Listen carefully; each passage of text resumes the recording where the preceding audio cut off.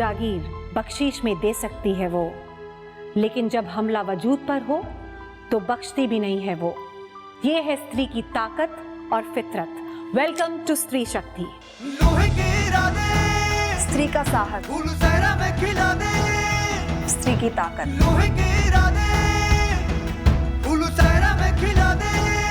स्त्री का जज्बा। स्त्री शक्ति, स्त्री शक्ति, स्त्री शक्ति को सलाम करती हूँ। स्त्री शक्ति, स्त्री शक्ति।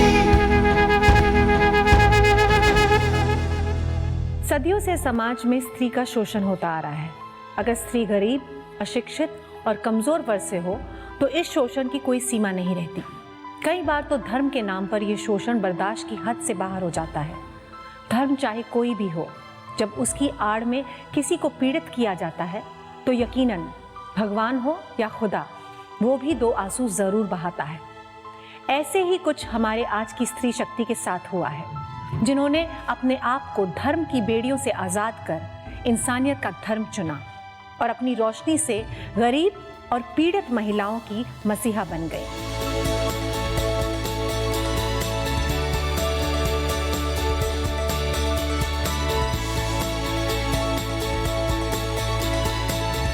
बेबसी से बहादुरी तक का रास्ता बनाने वाली रुबीना पटेल हैं हमारी आज की स्त्री शक्ति। आइए तालियों के साथ इनका स्वागत करते हैं।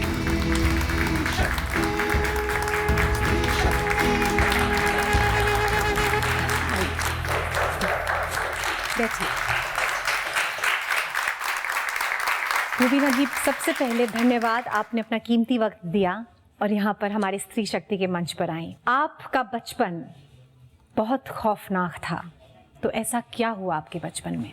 मेरे फादर बहुत शराब पीते थे, तो घर में बहुत तंगी होती थी। कई बार घर में खाने को नहीं होता था। मैं 2 भाई बहन हम लोग थे, मेरा एक भाई और मैं, हम दोनों। पढ़ाई करनी थी, पढ़ाई में हम दोनों ही बहुत होशियार थे भाई बहन, और कुछ करने की बहुत उमंग थी, बहुत सारे सपने थे, लेकिन माहौल ऐसा नहीं था कि जहाँ पर हम लोग पढ़ पाए।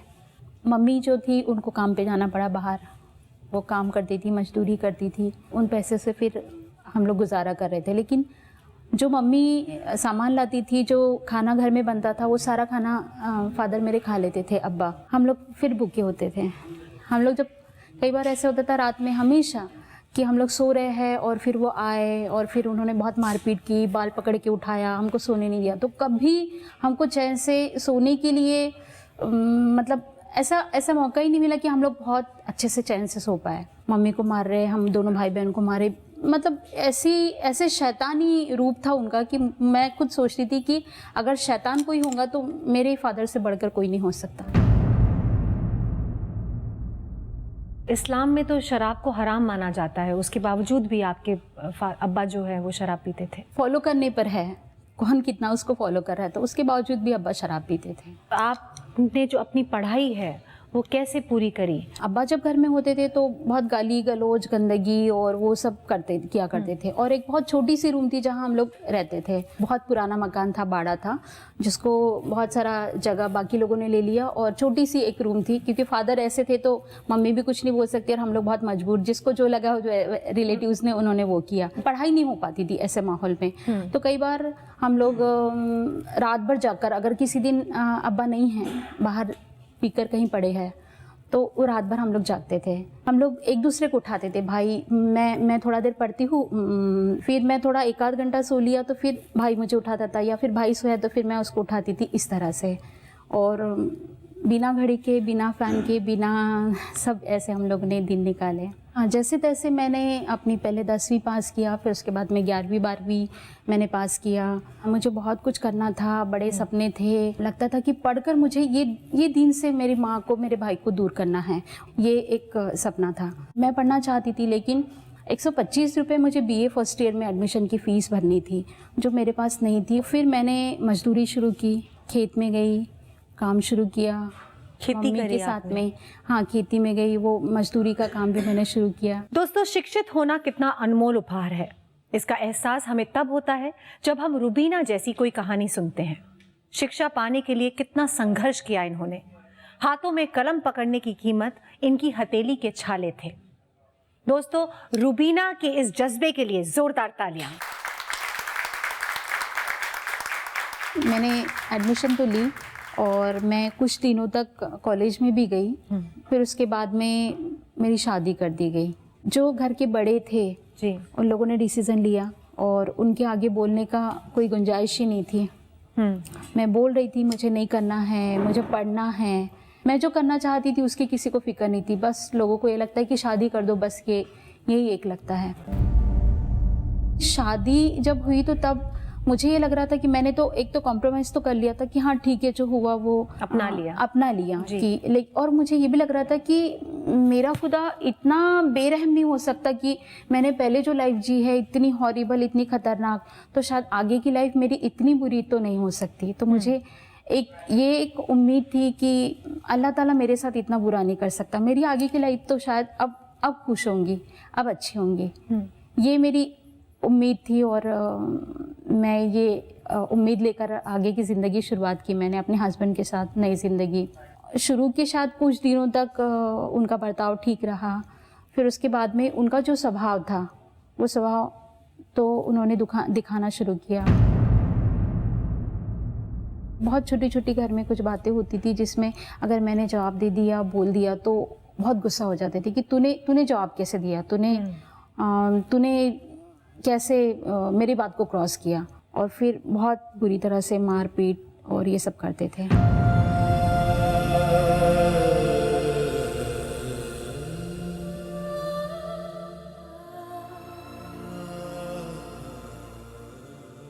एक बार ऐसा हुआ था कि मैं ससुराल में ईद के लिए गई थी और मेरा बेटा 9-10 महीने का कुछ था। मेरे पति ने कुछ ऐसी बात हुई ससुराल में, तो उस बात से उन्होंने इतना मारा कि मेरा पूरा शरीर पे निशान थे। पूरा जो चेहरा था पूरा ख़राब हो चुका था। आँखों की पूरे ब्लैक हो गए थे, छाले पड़ गए थे और काला ऐसे चेहरा हो गया था। बहुत ज़्यादा तमाचे मारने से और पिटाई करने से। तो किसी ने आवाज़ नहीं उठाई, किसी ने उन्हें रोकने की कोशिश नहीं करी? ऐसा था कि सिर्फ मेरा पति ही उस घर से पढ़ा लिखा था और बाकी सारे इलिटरेट थे। तो सब लोगों को ये लगता था कि ये पढ़ा लिखा, इसके बीच में कौन बोलेगा, और बीवी भी पढ़ी लिखी है तो इनके बीच में क्यों बोले। और पति के आगे किसी की चलती नहीं थी, तो वो कुछ नहीं बोल पाते थे। दोस्तों, मर्द होने का अहंकार ये एक ऐसी वजह है जो बेवजह ही औरतों पर जुल्म करने का कारण बनती है। मैं देश के सभी मर्दों से अपील करना चाहूँगी कि मर्दानगी दिखानी है, ज़रूर दिखाएं, लेकिन औरत पर जुल्म करने के लिए नहीं, उसकी रक्षा करने के लिए। जो हाथ उठाएं वो ताकतवर नहीं, कमज़ोर हैं। तो रुबीना, उसके बाद आपने एक निर्णय लिया ज़िंदगी में, वो निर्णय क्या था? वो निर्णय ऐसा था कि मुझे तो सोशल वर्क में बहुत शुरू से ही इंटरेस्ट रहा। तो मुझे लगा कि ये इन सब दुनिया से दूर चली जाकर मैं कुछ सोशल वर्क करूं, समाज के लिए कुछ करूं, अपना जीवन समाज के लिए अर्पित करूं। ये मैंने फैसला कर लिया और फिर मुझे लगा, मैंने ये फैसला किया कि मैं यहाँ से कहीं दूर चली जाऊं।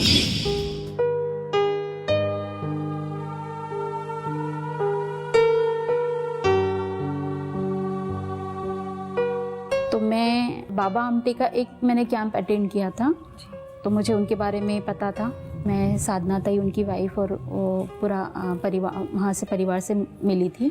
तो मैंने फैसला किया कि मैं बाबा आमटे के पास चली जाऊंगी। उस समय नर्मदा का आंदोलन शुरू था, तो बाबा आमटे एमपी के पास एक बड़वानी ज़िला है, वहाँ पर कसरावत गांव में वो अपना कुटिया बना के वहाँ रह रहे थे। तो वहाँ पर मैंने पता निकाला और जैसे तैसे मैं इतना लंबा वहाँ पर पहुँच गई और मैंने एक खत लिखा था कि मैं कोई रिलेटिव्स के यहाँ नहीं जाऊँगी और मैं आत्महत्या भी नहीं करूँगी। वहाँ पर से एक, मैं जिनको परेश भैया बोलती थी, उन्होंने लेटर लिखा मेरे हस्बैंड पति को और बताया कि आपा यहाँ पर आई है। तो फिर मेरे पति वहाँ पर आए, वहाँ पर माफ़ी मांगे। बाबा आमटे की वाइफ साधना ताई आमटे ने बहुत उनको बोला कि ये किस तरह का मारना है आपका, औरत का भी आत्मसम्मान होता है, उसकी भी इज़्ज़त होती है। तो उन्होंने माफ़ी मांगी।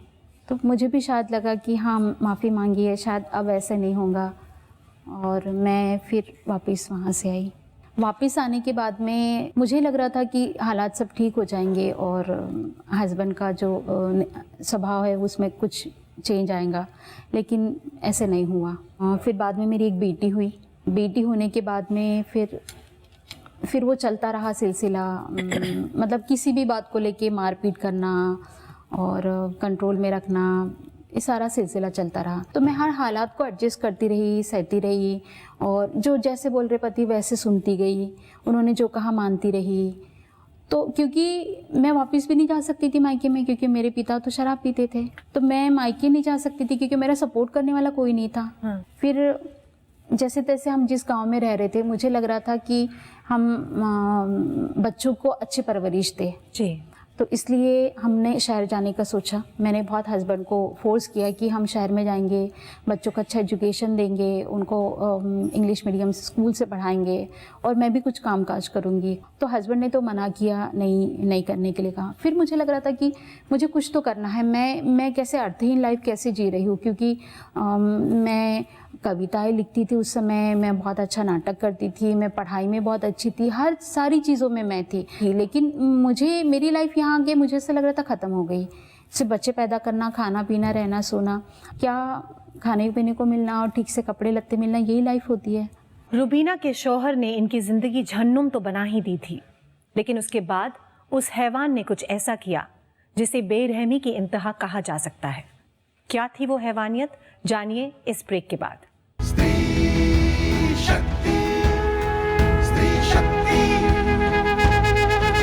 वो जुल्म सहते सहते टूट जाएगी एक दिन, ये जमाना सोचता है।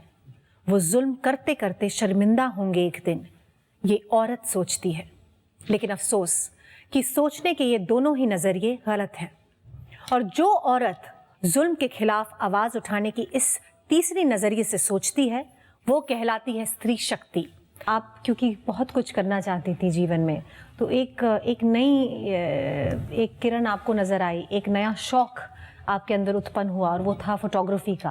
फोटोग्राफी का शौक मेरे पति को था, उनसे मैंने सीखा। फिर मैंने फ़ोटो स्टूडियो अपना शुरू किया, और मेरे पति ने कहा कि मैं तुझे पैसे नहीं दूंगा और तुझे जो है मदद नहीं करूंगा पैसों की। तो मैंने भाई को कहा और भाई ने कुछ मदद की, और इस तरह से मैंने अपना फ़ोटो स्टूडियो शुरू किया। तो फ्रेंड्स ये बोलते थे कि ग्रेजुएशन कंप्लीट कर लिया आपकी वाइफ ने, और अच्छा संभाल रही है, बच्चों का परवरिश अच्छी कर रही है, कॉन्वेंट में बच्चे पढ़ रहे हैं, आपने अच्छा स्टैंडर्ड मेंटेन किया है। तो जब मेरी तारीफ कोई करता था तो मेरे हस्बैंड को बहुत बुरा लगता था, और वो एकदम गुस्से में ये हो जाता था कि इसको कोई कैसा अच्छा बोल रहा है। पति को ये लगने लगा कि मुझे इसको छोड़ना है। तो छोड़ना है तो मैं तो छोड़ना नहीं चाह रही थी, मैं तो मेरे पति के साथ और बच्चों के साथ रहने वाली थी। लेकिन एक बार ऐसा हुआ कि बहुत ज़्यादा जब मारपीट किया उसने, मुझे इतने ज़ोर से ढकेला था कि मेरे कमर में बहुत इसे दर्द होने लगा। पता नहीं क्या हुआ था, मुझे उठना बैठना बहुत मुश्किल हो गया था। तो उसके बाद में मैं इतना तंग आ गई थी ज़िंदगी से कि मुझे लगा कि अभी सुसाइड करना चाहिए। तो मैंने गोलियां खा ली बहुत सारी। मुझे लगा कि अब थोड़ी देर में मरूंगी, अब थोड़ी देर में मैं वेट कर रही थी मेरे मरने का। लेकिन पति को पता था कि मैंने दवाइयाँ खाई है। उनको कैसे पता था? मैं गोलियों का जो वो होता है ना स्ट्रिप, तो जी, वो जी। सब निकले हुए थे, पड़े थे, और उसने वो एक बार आकर देखा भी कि तू गोलियाँ खाई है तूने, और मुझे मारा भी कि साली तूने गोलियाँ खाई है, तूने ये की ऐसे वैसे, मुझे बहुत कुछ बोला। तो वो मैं नहीं मरी। पति को लगा कि ये इस तरह की कोशिश कर रही है मरने की, तो फिर मेरे मम्मी को बुलाया, मेरे मामा को बुलाया, उसको ले जाओ, बिल्कुल ये मेरे घर में नहीं चाहिए, और ये यहाँ नहीं मरना चाहिए, उसको वहाँ जाके मरती है तो मरे, यहाँ मेरे घर में नहीं मरना है। मुझे भेज दिया, और मेरे बच्चों को, दोनों बच्चों को भी रख लिया अपने पास में। तो उसके बाद में हस्बैंड के दिमाग में शायद ये चल रहा था कि इसको तो छोड़ना है, तलाक देना है। पर मुझे ये बात पता ही नहीं थी कि इसके दिमाग में तलाक देना और ये छोड़ने वाली बात चल रही है, क्योंकि मुझे लगा था ये जब गुस्से का माहौल है, ये कुछ दिनों तक गुस्से का माहौल रहेगा, वापस मैं चली जाऊंगी। फिर बाद में ऐसा हुआ कि मेरे पति ने शरई अदालत में गए, वहाँ से फिर मुझे एक नोटिस आया कि यहाँ आपको बुलाया गया है। मैं जाकर मैंने रिटर्न में मेरी अपनी हाथ से लिखकर मैंने अपनी अर्जी दी उनको कि मेरे पति ने ऐसे ऐसे मेरे साथ में जुल्म करते हैं, शराब पीते हैं, शराब तो इस्लाम में हराम है, लेकिन मेरे पति वहाँ कर साफ मुकर गए, मेरे ससुर और मेरे पति साफ मुकर गए कि मैं खुदा की कसम खा के कहता हूँ कि मैं बिल्कुल शराब नहीं पीता। मैं अपने बच्चों के सर पे कसम खा के कहता हूँ कि मैंने कभी एक तमाचा भी उसको नहीं मारा। और फिर एक नया फंडा उन्होंने लाया, ये बच्चलन है। और कई जगह पर हम भी देखते हैं, मैं काम कर रही हूँ अभी, मुझे बहुत सारी केसेस दिखती है। जब औरत को छोड़ना हो तो ये इल्ज़ाम बहुत आसान है, ये एक जरिया बना देते हैं। एक जरिया बहुत आसान है। और फिर उन्होंने शादी भी कर ली। मैंने एक बार फ़ोन करके भी कहा था उस लड़की के घर वालों को कि आप शादी नहीं कर सकते क्योंकि मैं अभी कानूनन बीवी हूँ, लेकिन उसके बावजूद भी उन्होंने उसकी शादी कर दी। रिलेटिव्स ये कह रहे थे कि कोई तो फतवा बनाया उसने और वो ये बोल रहा है कि मैंने फतवा बनाया हूँ तो मैं इसलिए शादी कर रहा हूँ। लेकिन मैं ये पूछती हूँ कि क्यों किसी ने आगे आकर ये नहीं पूछा उस आदमी को कि कैसे फतवा बनाया, तू बता। चल, तलाक का प्रोसीजर है ना, तो तलाक की प्रोसीजर में उसका कंसेंट होना चाहिए, ठीक है। उसकी कंसेंट नहीं है तो उसके हाथ में दे फतवा, उसका मेहर का पैसा दे, उसका सामान दे, जहेज का सामान दे, इद्दत के पैसे या जो भी मेंटेनेंस है वो सब दे, और फिर तलाक का जो है। तो कुछ भी नहीं, मुझे कोई पता ही नहीं था कैसे तलाक का फतवा बनाया, क्या लिखा है उसमें, क्या होगा, मुझे मेरा मेंटेनेंस, मेरा मेहर या मेरा सामान कुछ भी नहीं था मेरे पास में। आपके पति का वहशीपन एक सीमा को पार करके चला गया, वो हादसा क्या था वो हमें बताइए आप। ऐसे हुआ था कि जब मैं मायके में रह रही थी और बेटा मुझसे छीन लिया गया था, तो मैं बेटे से मिलने के लिए बहुत बेताब थी। मैं तकरीबन 1 साल हो गया था इन बीच कि मैं बेटे को नहीं मिल पाई जी। और फिर मुझे ये भी लग रहा था कि मेरा तो वो घर है, वहाँ पर सारा सामान मेरा है, बेटा मेरा है, मैं लीगली वाइफ हूँ, तो मैंने उस घर पे जाना चाहिए और मैं जा रही हूँ तो कोई गुनाह नहीं कर रही हूँ जी। तो मैं जैसे घर में गई, मेरे पति ने एकदम मारना शुरू किया, बहुत ज़ोर ज़ोर से मारने लगे, निकल निकल घर से बाहर निकल, यहाँ नहीं रहना। तो मैंने कहा मैं आपकी बीवी हूँ और ये मेरे बच्चे हैं, मैं तो इस घर की, मेरा हक है इस घर पे, तो मैं तो आपकी बीवी हूँ, आपने निकाह किया मुझसे, तो नहीं मुझे बिल्कुल तुझे नहीं रखना है, तो निकल यहाँ से, मुझे दूसरी शादी करनी है तो बिल्कुल निकल। ऐसे करके मुझे इतना मारा और जो ऊपर में रहते थे वहाँ से घसीटते नीचे लेकर गए। बहुत सारे लोगों ने, पड़ोसी ने, इन लोगों ने पकड़ने की कोशिश किया, उनको कहा कि सर आपकी बीवी है, ऐसे क्यों कर रहे हो, मराठी में कहा, लेकिन उन्होंने नहीं सुनी। बहुत बुरी तरीके से मुझे मारते रहे, मैं इधर गिर रही उधर गिर रही, मुझे बहुत चोटें आई। फिर मुझे इस तरह से वो घसीटते कुएं तक लेकर गए। मेरा पूरा हौसला था वो पूरा टूट गया और मुझे उस बात का होश ही नहीं कि मैं कब गिर पड़ी कुएं में। पैर फ्रैक्चर हो गया और मुझे बचाने की जगह मेरा हस्बैंड और किसी और को लेकर, मेरे ससुर को लेकर पुलिस स्टेशन गए और मेरे खिलाफ 309 का मुकदमा चलाया, उन्होंने केस बनाया। बेपनाह गम सहते सहते बेपनाह हिम्मत कैसे मिल जाती है। हर रोज मर मर कर जीते जीते आखिर एक दिन जिंदगी कैसे मिल जाती है, ये सब आपको बताएंगे इस छोटे से ब्रेक के बाद। स्त्री शक्ति, स्त्री शक्ति। खुदा पर एतबार है तो खुद पर एतबार कर, जिंदगी में मुश्किलें हैं तो मुश्किलों को पार कर। इस एक सवाल ने रुबीना को नाउमीदी से उम्मीद की राह कैसे दिखाई, आइए उन्हीं की जुबानी जानते हैं। रुबीना, आप दरगाह जाती थीं, नमाज पढ़ती थीं, आपका एक विश्वास था, लेकिन अचानक एक दिन ये विश्वास उठ गया। जब हस्बैंड ने दूसरी शादी कर ली, बेटा भी मुझसे छीन लिया गया था, तो मुझे लगता था कि शायद ऊपर वाला ये सारी प्रॉब्लम मेरे सॉल्व कर देगा। मैं और ज़्यादा नमाज़ें पढ़ने लगी, दुआएं मांगने लगी, दरगाहों में जाने लगी।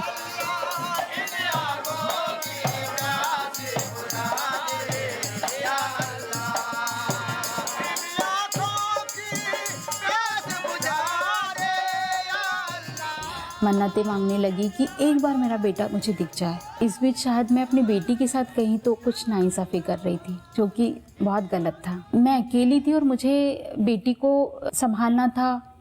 इस बीच मैंने अपनी पढ़ाई भी आगे जारी रखी। मैंने बीएड के बाद में एमए भी किया, एमएसडब्ल्यू भी किया, इतना सारा स्ट्रगल में। और फिर कोर्ट की तारीखें भी शुरू थी। कोर्ट में भी अलग अलग जगह पर अलग अलग केसेस शुरू थी। उसके बाद में मैंने फिर हस्बैंड पे 498 लगाया था, तो वो 498 चल रहा था, जो बहुत जल्दी मैं हार गई क्योंकि मुझे उसकी बारीकियाँ समझ में नहीं आई। और वो कानून में सारी औरतें हारी जाती है और मर्द छूट जाते हैं। सज़ा नहीं होती। तो मैं भी हार गई, क्योंकि जो भी जज वकीलों का रवैया था मेरे प्रति, और मैं तो गुस्से में थी कि ये क्या हुआ, कैसे तलाक दिया, कैसे छोड़ा, मुझे कुछ पता नहीं, कैसे दूसरी शादी कर ली, मैं तो बीवी हूँ, मेरा कुछ दिया नहीं, मेरा बेटा है, कैसे मिलने नहीं दिया। ये सारे सवाल मेरे दिमाग में थे। मैं तो इस सवाल को लेकर जब बोल रही थी, चिल्ला रही थी, तो जज जो मैडम थी उन्होंने कहा इसको बाहर निकालो, पुलिस बुलाओ। मतलब जब औरत गुस्सा होती है, चिल्लाती है, तो वो क्यों चिल्ला रही है वो नहीं देखा जाता। ऐसे ही चलता रहा, मुझे सहना पड़ रहा था, मैं रो रही थी, दुखी हो रही थी, मुझे नींद नहीं आ रही थी, मेरे सारे प्रॉब्लम शुरू हो गए, साइकेट्रिक प्रॉब्लम शुरू हो गए। तो ये समय मुझे कुछ नहीं मिल रहा था। मैं कितनी भी मन्नतें मांग लूँ, कुछ भी कर लूँ, तो मुझे इससे कुछ हासिल नहीं हो रहा था। फिर मुझे जब रियलाइज़ हुआ, मैं सब से बाहर निकल गई। मुझे लगा मुझे कमाना ज़रूरी है, मेरा काम करना ज़रूरी है, बेटी का एजुकेशन, उसका फ्यूचर ज़रूरी है। मैं सबसे बाहर निकल गई।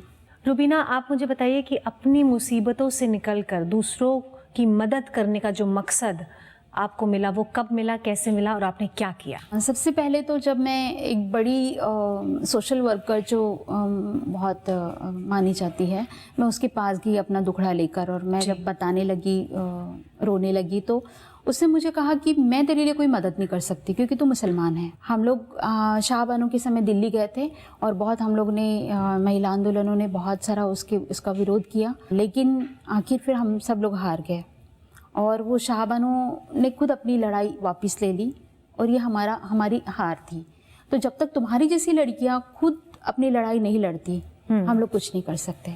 तो मुझे एक पल के लिए गुस्सा भी आया, कितनी बड़ी सोशल वर्कर, उसने मुझे भगा दिया, लेकिन दूसरी ओर मुझे प्रेरणा भी मिली कि उससे कहा कि तुम्हारी जैसी पढ़ी लिखी लड़कियां, तुम जब तक अपनी लड़ाई खुद नहीं लड़ोगी, हम लोग नहीं कर सकते।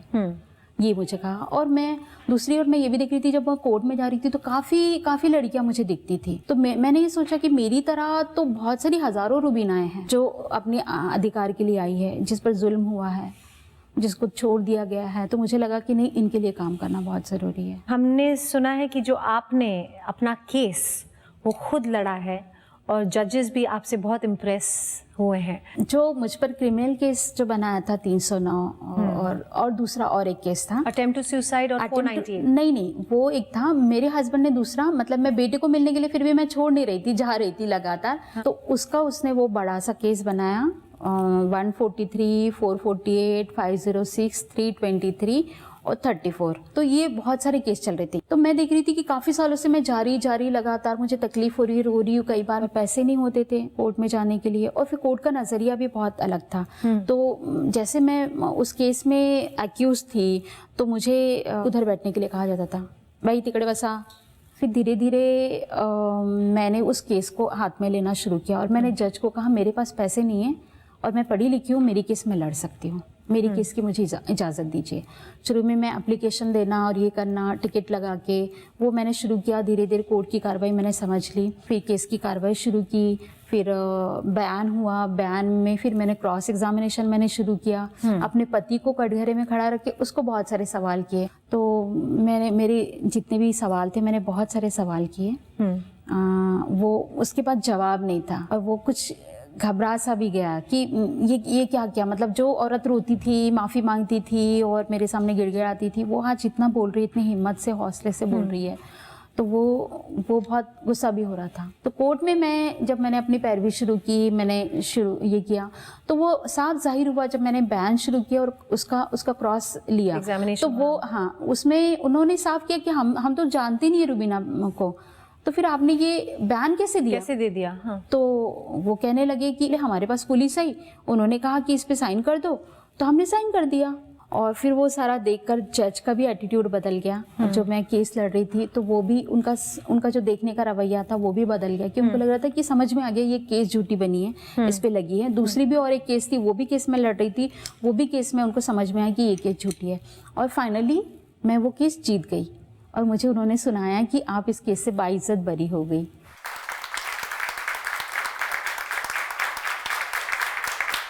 रुबीना, आज आप बहुत सारा काम कर रही हैं, तो वो किस तरीके का काम है और क्या करती हैं आप? जब मैंने संस्था शुरू की तो पहले तो मैंने काउंसलिंग का काम शुरू किया जी, क्योंकि ये जो औरतें होती है जिनको छोड़ दिया गया है, डिजर्टेड है या डिवोर्सी है, तो ये बहुत ज़्यादा विक्टिमाइज सिचुएशन में होती है, बहुत टूटी हुई होती है, तो इनको काउंसलिंग की बहुत ज़रूरत होती है जी। क्योंकि उनको सपोर्ट हिम्मत देने वाला कोई नहीं होता। तो मैंने काउंसलिंग का काम शुरू किया। उसके बाद में लग रहा था कि कोर्ट में भी केस लड़ने की ज़रूरत है और सही वकील होना ज़रूरी है। आपने महिलाओं के लिए बहुत सारा काम किया है, लेकिन आप ही की तरह एक और महिला हैं जो बहुत सारा काम कर रही हैं। आइए हम उनके बारे में देखते हैं और सुनते हैं।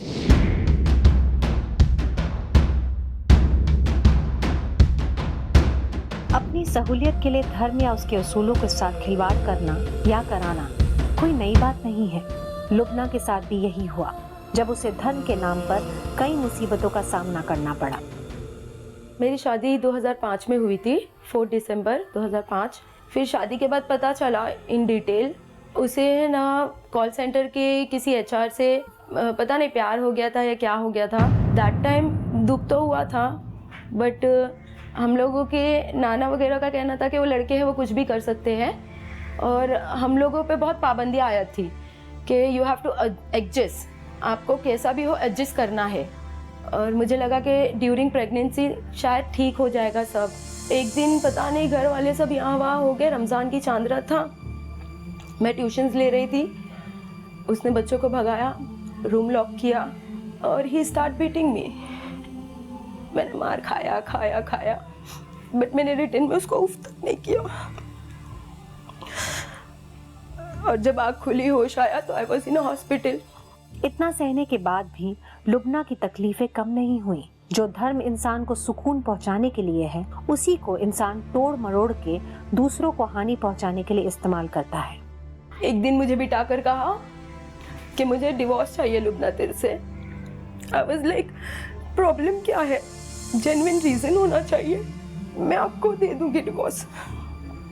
ही सेड कि वो जो लड़की है वो बोल रही है कि जब तक तुम अपने बीवी बच्चों को लीगली नहीं छोड़ोगे मैं तुमसे शादी नहीं करूंगी। आई वॉज लाइक मैं आपसे इतना प्यार करती हूँ कि मैं आपको 4 शादी की इजाजत दे सकती हूँ। लोहा आग में तपकर ही निखरता है। लुबना के साथ भी यही हुआ। लगातार कठिन परिस्थितियों को सहने के बाद एक दिन लुबना ने अपनी जिंदगी निखारने का फैसला किया। सोशल वर्किंग का शौक तो बचपन से ही था, वो माँ बाप के खून में था, हम लोग के खून में भी आ गया। लास्ट ईयर मैंने बमा ज्वाइन किया। बमा से बहुत कुछ सीखने मिला, बहुत मोर्चे किए हम लोगों ने। मैं भारतीय मुस्लिम महिला आंदोलन का हिस्सा भी रही हूँ। अभी तो मैं एरिया लीडर के हैसियत से वहाँ काम करती हूँ। मैं HDF women dignity foundation project में भी रह चुकी हूँ। बहुत सारे मोर्चास किए हैं। अभी मैं कूल कैब ड्राइविंग के लिए ट्रेनिंग पर हूँ, जहाँ हम लोग को self defence, personality development, English speaking और plus on road driving licence all over basis पे फ्री ऑफ कॉस्ट ट्रेनिंग लड़कियों को दी जाती है। एक बहुत अच्छी आमदनी कर सकती है इस प्रोजेक्ट के तहत। लुबना आज एक आत्मनिर्भर और आज़ाद लड़की है जो अपने परिवार के साथ रहकर उन्हें भी आगे बढ़ने की प्रेरणा दे रही है। उनकी कामयाबी उन लोगों के मुंह पर करारा तमाचा है जो धर्म के नाम पर औरतों का शोषण करते हैं। लुबना और उन जैसी और कई स्त्रियों को स्त्री शक्ति का सलाम। रुबीना, क्योंकि हम धर्म और तलाक की बात कर रहे हैं तो हम आमंत्रित करना चाहेंगे दोस्तों एक बहुत ख़ास हमारी मेहमान जो विशेषज्ञ हैं और इस विषय पर हमें बहुत सारी चीज़ें बताएंगी। तो स्वागत करते हैं उनका इस ब्रेक के बाद। स्त्री शक्ति, स्त्री शक्ति। जब मुद्दा संजीदा हो तो एक्सपर्ट का होना बहुत ज़रूरी होता है। तो चलिए स्त्री शक्ति के मंच पर बुलाते हैं इस्लाम को बखूबी समझने और समझाने वाली भारतीय मुस्लिम महिला आंदोलन की को-फाउंडर, हमारी आज की एक्सपर्ट डॉक्टर नूरजहां सफिया नियाज को।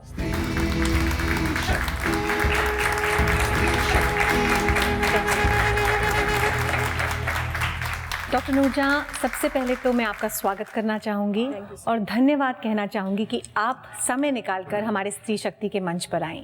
Thank you sir. Doctor Noorjahan, आप जानती हैं कि रुबीना की कहानी क्या है और ऐसी कहीं बहुत सारी हज़ारों महिलाएं हैं जो तलाक से गुजर रही हैं, लेकिन आप हमें बताइए कि मुस्लिम लॉज में तलाक के क्या क्या नियम हैं? जहाँ तक मुस्लिम लॉ का इंडिया में सवाल है, जी। मुस्लिम फैमिली लॉ हमारे देश में कोडिफाई नहीं हुआ है।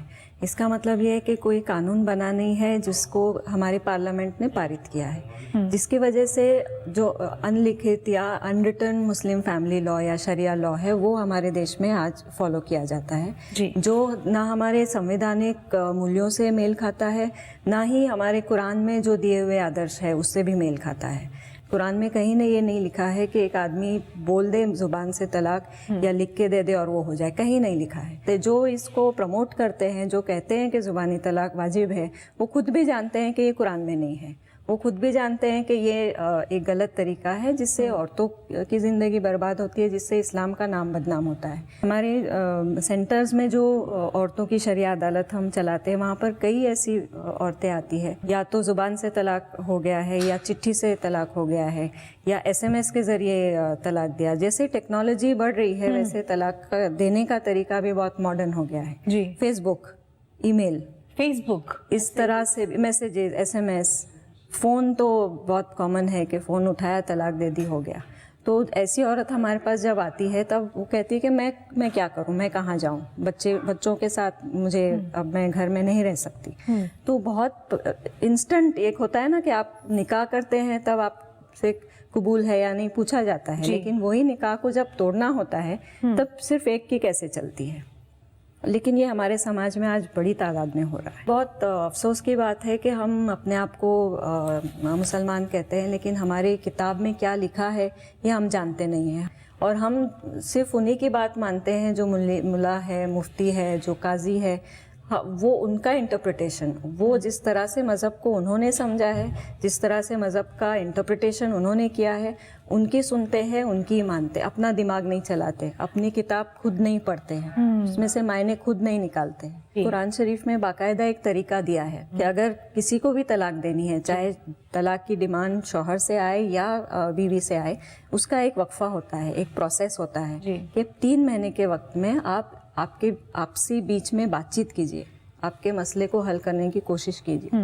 अगर आप दोनों से मसला हल नहीं होता है तो एक इंसान एक लड़की की तरफ से बैठे, एक फैमिली लड़के की तरफ से बैठे, फैमिलीज बैठे और उस मसले को हल करने की कोशिश हो।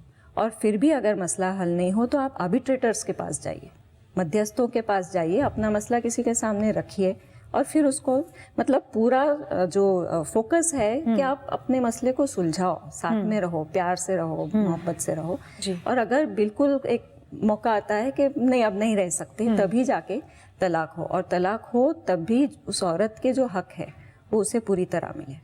ये कुरान में है, कहीं पर भी नहीं है कि आपको बोल दिया और तलाक हो गई। ये एक इंस्टेंस है।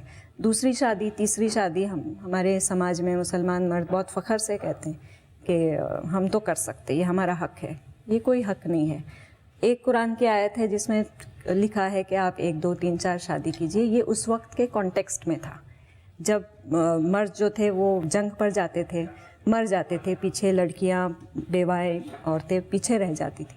उनके हक के लिए, उनकी प्रॉपर्टी की हिफाजत के लिए बोला गया था कि आप जो बेवा है और जो ऑर्फन है, जो यतीम लड़कियां हैं, किसी मकसद से वो उस कॉन्टेक्स्ट में था। जी। लेकिन उसी कुरान में ये भी आयत एक लिखी है कि आपकी बहुत अगर इच्छा होगी कि मैं एक से दूसरी बीवी या तीसरी बीवी के साथ में बराबरी का इंसाफ करूं, आप करना चाहो तो भी आप नहीं कर सकते, इसलिए एक कीजिए।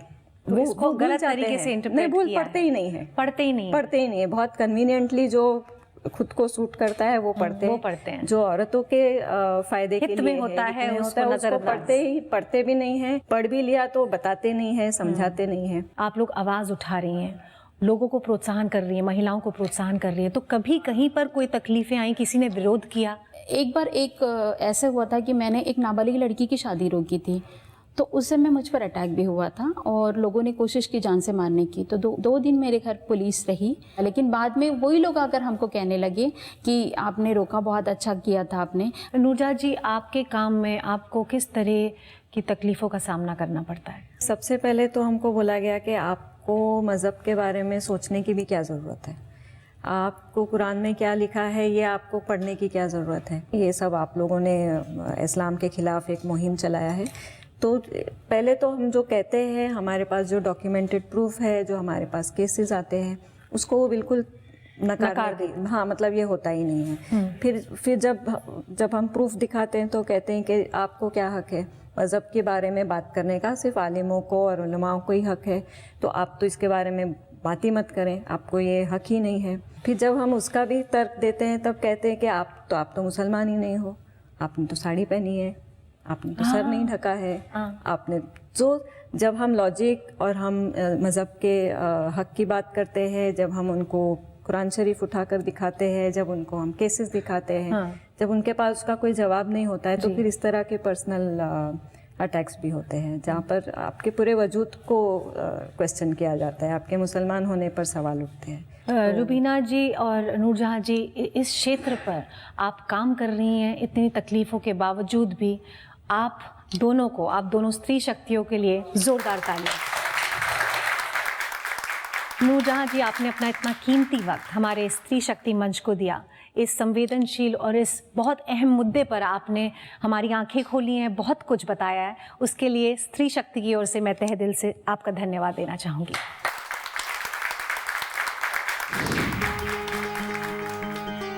आइए देखते हैं एक और साहसी महिला की कहानी। कश्मीर वैली की गुप्त जमीन से डॉक्टर रुवेदा सलाम पहली ऐसी मुस्लिम महिला हैं जिन्होंने यूपीएससी की परीक्षा को पास किया।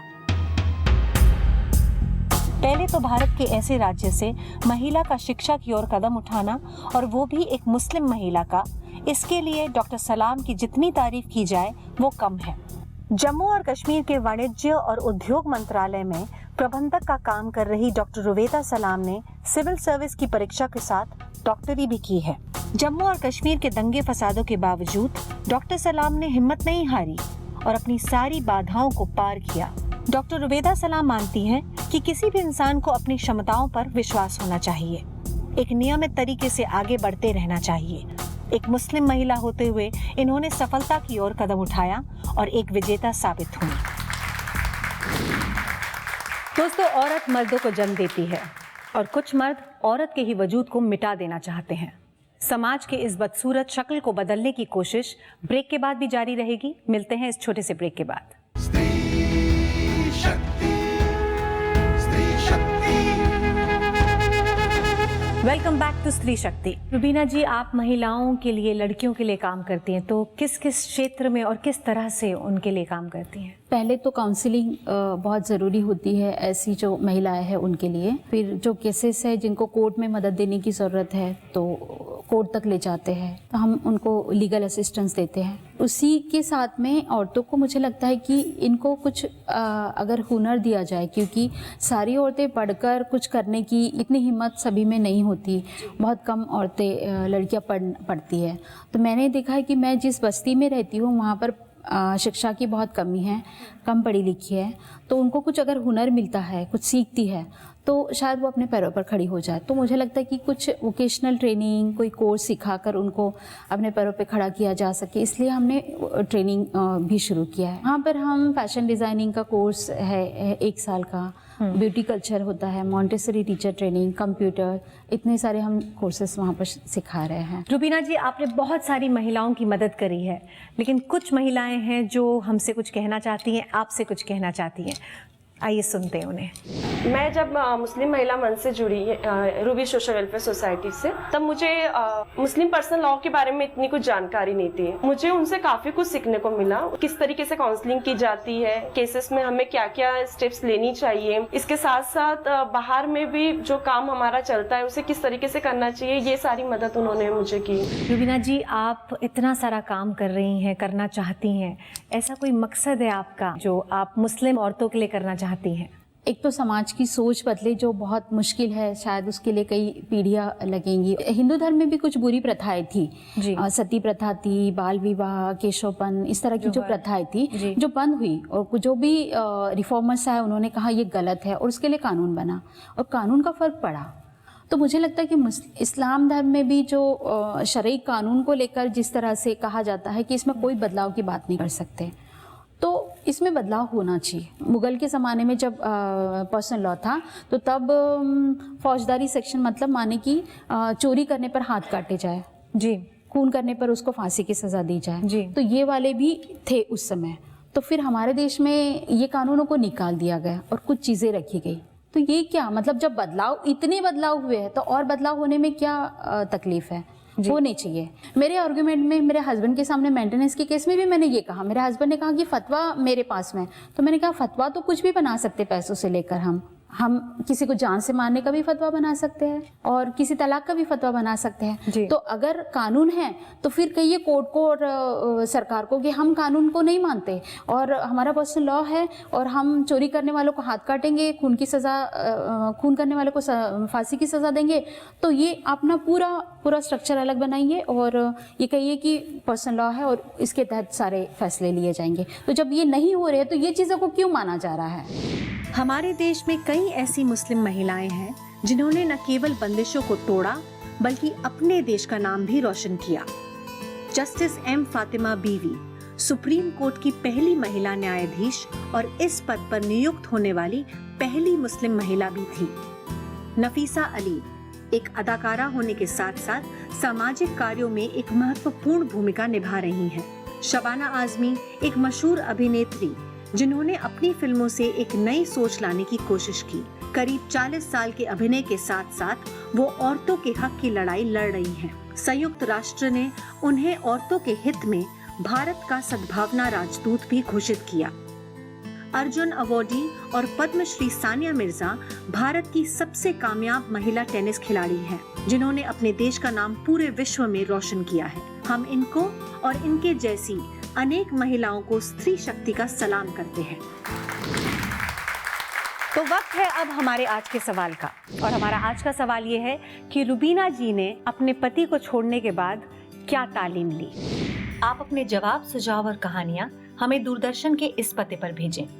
Room number 305, phase 1, 3rd floor, Doordarshan भवन, कोपरनिकस मार्ग, न्यू दिल्ली 110001, या हमें strishaktipost@gmail.com पर मेल करें। हमारे पिछले हफ्ते पूछे गए सवाल का सही जवाब है भारत को स्वतंत्रता मिले 68 साल हो गए हैं। हमारी विजेता है शैलजा रवि, पुणे, महाराष्ट्र से। जब अंधेरा हद से गहरा हो जाता है तो इंसान खुद रोशनी का जरिया बन जाता है। अंधेरे में खुद रोशनी बनी रुबीना की कहानी जारी रहेगी, लेकिन इस छोटे से ब्रेक के बाद। स्त्री शक्ति, स्त्री शक्ति। वेलकम बैक टू स्त्री शक्ति। दोस्तों, हम बात कर रहे हैं हमारी आज की स्त्री शक्ति रुबीना पटेल से। अब मैं जानना चाहूंगी कि आपके बच्चे, आपका बेटा और आपकी बेटी, वो इस वक्त कहाँ हैं, क्या करते हैं? बेटी तो शुरू से मेरे पास ही थी जी, और बहुत अच्छा पढ़ रही है। उसको भी मेरे काम में बहुत दिलचस्पी है जी। कई सारी मीटिंग्स में भी बैठती है और वो सोच भी उसकी बन रही है। बेटे के लिए जो मैं बहुत मतलब तड़पती रही हूँ, मिलने के लिए लाख कोशिशें की, कस्टडी के लिए केस डाली, फिर केस वापस भी ले लिया, मतलब हार गई इतना कि वो केस में तो मैं हार गई थी कि केस वापस ले लिया था जी। और फिर मैंने फिर छोड़ दिया कि मैंने कहा जो है वो ठीक है, मैं बेटे को मैंने भूलना चाहिए एक समय, और अगर मैं भूलूंगी तभी मैं शायद काम कर पाऊंगी और बेटी को पर मैं ध्यान दे पाऊंगी जी। और फिर मैंने वो जब छोड़ दिया और मैं पूरी तरह से अपना काम करने लगी, अब जो है वो बेटे को लगने लगा है कि मेरी मम्मी क्या काम कर रही है। उसने समझा, जो एक समय पर पिता के कहने पर उसने गालियाँ भी दी थी मुझे, और मेरे लिए बहुत दुख की बात थी वो। उसका तो ब्रेन वॉश कर दिया गया था, उसमें उसका कोई कसूर नहीं है। अब आ चुका मेरे पास, अब आपके साथ है। तो दोनों बच्चे आपके साथ हैं, आपकी माँ भी आपके साथ है, मेरे साथ हम आपके लिए एक छोटा सा सरप्राइज दिखाना चाहते हैं आपको, आप वहाँ देखिए। मेरे मम्मी ने जो स्ट्रगल की है वो बहुत ज़्यादा स्ट्रगल की है। मैं जब पापा के पास में था तब वो मुझसे मिलने के लिए बहुत तड़पते थे। अभी 2 या 3 महीने हो गए या मैं यहाँ आया, मम्मी से मिला और मैं यहीं हूँ इधर मम्मी के पास में। उन्होंने जो स्ट्रगल किए हैं वो बहुत दर्दनाक स्ट्रगल किए हैं, ऐसा कोई स्ट्रगल नहीं कर सकता। उन्होंने रूबी सोशल वेलफेयर सोसाइटी की स्थापना की और मुस्लिम महिला मंच की स्थापना की। उसके बाद में उन लड़कियों को आगे बढ़ावा दिया, अपने स्टॉप में गरीब लड़कियों को सहारा दिए। इतना सब किए उन्होंने इन लड़कियों के लिए। I am so proud of my mother. Rubina ji, आपसे तो हमने ढेरों सवाल पूछ लिए, खूब बातचीत कर ली, लेकिन हमारे स्टूडियो में दर्शक भी हैं जो काफ़ी सवाल आपसे पूछना चाहते हैं। आपकी कोई ऐसी इच्छा है जो आप पूरा करना चाहोगे? मुझे लगता है कि जो तलाकशुदा और जो छोड़ दी गई है, डिजर्टेड औरतें हैं, इनके लिए एक बड़ा सा मैं शेल्टर होम बनाना चाहती हूँ जहाँ पर वो रहे और उनका अच्छी तरह से वो ट्रेनिंग हासिल करे, बहुत सारा नॉलेज ले, कंप्यूटर सीखे। एक होम हो जहाँ पर औरतें अपनी मर्ज़ी से रहे और एक स्पेस मिले जहाँ पर वो कह सके अपनी बात। रुबीना जी, हम चाहेंगे कि आपका ये जो सपना है वो साकार हो और जल्दी ये शेल्टर होम इन महिलाओं के लिए बने। रुबीना जी, अगर कोई महिला ऐसी स्थिति में है, जूझ रही है अपनी ज़िंदगी को लेकर और आपसे संपर्क करना चाहती है, तो वो कहाँ करे? कोई हेल्पलाइन है, कोई ईमेल आईडी, आपकी संस्था का नाम वो प्लीज़ हमें बताइए। संस्था का नाम है हमारा रूबी सोशल वेलफेयर सोसाइटी और जो संगठन मुस्लिम महिलाओं के लिए काम कर रहा है उसका नाम है मुस्लिम महिला मंच। ईमेल आईडी है muslimmahilamench@gmail.com। दूसरा है rubinaptl@gmail.com। अगर आपको हमारी एक्टिविटीज़ या काम के बारे में जानना है तो फेसबुक पे रुबीना पटेल टाइप करके भी आप देख सकते हैं कि किस तरह का हम काम कर रहे हैं। रुबीना जी, आप वाकई में एक स्त्री शक्ति की मिसाल हैं। आपने स्त्री शक्ति के मंच पर आकर हम सबको प्रोत्साहित किया, उसके लिए मैं तहे दिल से धन्यवाद कहना चाहूँगी। यूँ तो बड़ी सी बड़ी गलती माफ़ कर देती है औरत, पर सम्मान पर आँच आए तो टकराना ज़रूरी है। सिर्फ सांसें लेते रहने से कोई जिंदा नहीं कहलाता, जिंदा हो तो जिंदा नज़र आना ज़रूरी है। अपनी आन बान शान और पहचान के लिए अपनी जान तक की बाजी लगा देने वाली स्त्रियों का मंच है ये। स्त्री शक्ति की अगली कड़ी में एक और मेहमान, एक और दास्तान के साथ मैं श्रुति उल्फत एक बार फिर से आपसे रूबरू होंगी। तब तक खुश रहिए और महिलाओं की इज्जत कीजिए। Good bye. मेरी सास बहुत ही ज़्यादा इंडिपेंडेंट थी, फिर धीरे धीरे हमें लगने लगा कि भूल जाती है, हमारे नाम भूल जाती हैं, फ़ोन नंबर्स भूल जाती हैं। साथ में बहू रहना नहीं चाहती थी, तो फिर उससे अच्छा तो यही है कि तू अलग हो जा। अभी क्या है कि हम ये उम्र के अंदर खाने के फापे हो जाते, हमारा फ्रीज बंद कर देती। अभी क्या करें हम। और उस वक्त मुझे याद है जब मैंने शूटिंग ज्वाइन किया था तो मुझे 1000 रुपीज़ पर डे मिलते थे और वो मेरे लिए बहुत बड़ी बात थी।